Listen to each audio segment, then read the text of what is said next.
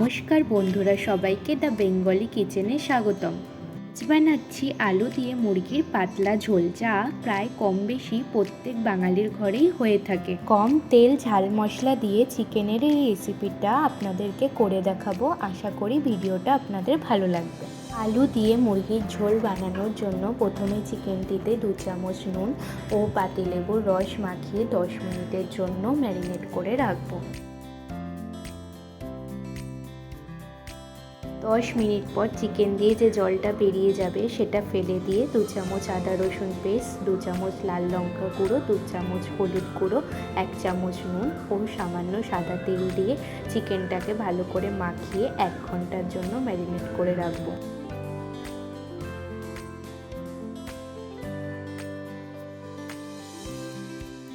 ঘন্টা পর কড়াইতে তেল গরম হওয়ার জন্য দিয়েছিলাম, তেলটা গরম হয়ে গিয়েছে। এবার কেটে রাখা আলুগুলো দিয়ে দিচ্ছি।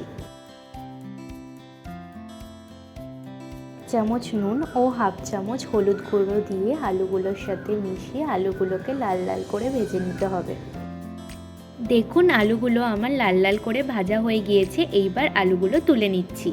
এইবার ওই তেলে দিয়ে দিচ্ছি 2টো তেজপাতা। তেজপাতাটা একটু ভাজা হয়ে গেলে এর মধ্যে দিয়ে দিচ্ছি পেঁয়াজ কুচি। এখানে আমি 4টে মিডিয়াম সাইজের পেঁয়াজ কুচিয়ে নিয়েছি। পেঁয়াজগুলোকে লাল করে ভেজে নিতে হবে।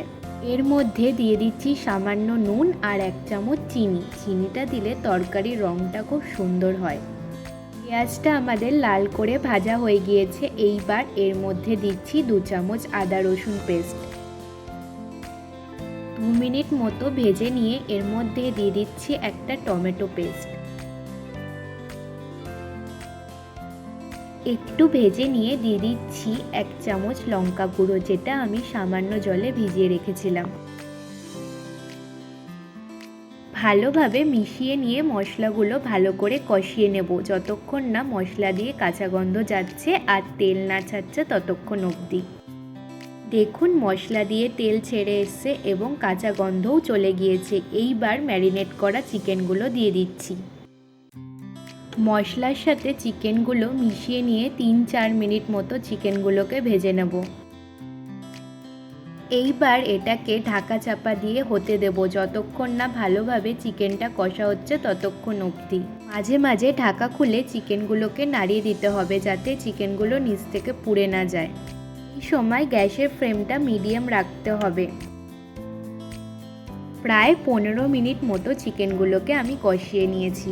দেখতে পাচ্ছেন চিকেনের গা দিয়ে তেল ছাড়া শুরু করে দিয়েছে।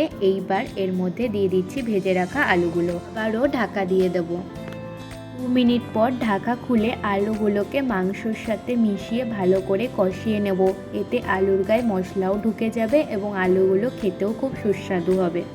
এইবার দিচ্ছি 1 চামচ মিট মশলা। ভালো করে চিকেনটার সাথে মিশিয়ে নিয়ে চিকেনটাকে আরও 5 মিনিট মতো কষিয়ে নেব। চিকেনটা আমার ভালো করে কষানো হয়ে গিয়েছে। এইবার আমি পরিমাণ মতো জল দিয়ে দিচ্ছি।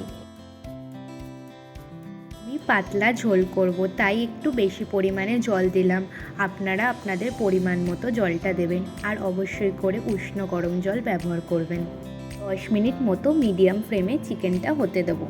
চিকেনটা আমার সিদ্ধ হয়ে গিয়েছে এবং তরকারির চারিদিক দিয়ে দেখুন তেলও ছেড়ে এসছে। এইবার 1 চামচ গরম মশলা দিয়ে দিচ্ছি। চিকেনটার সাথে ভালো করে মিশিয়ে নিয়ে নামিয়ে নেব। ভালো লাগলে ভিডিওটিকে প্লিজ লাইক শেয়ার করবেন আর চ্যানেলটিকে সাবস্ক্রাইব করে নেবেন পরের রেসিপিগুলো দেখবার জন্য।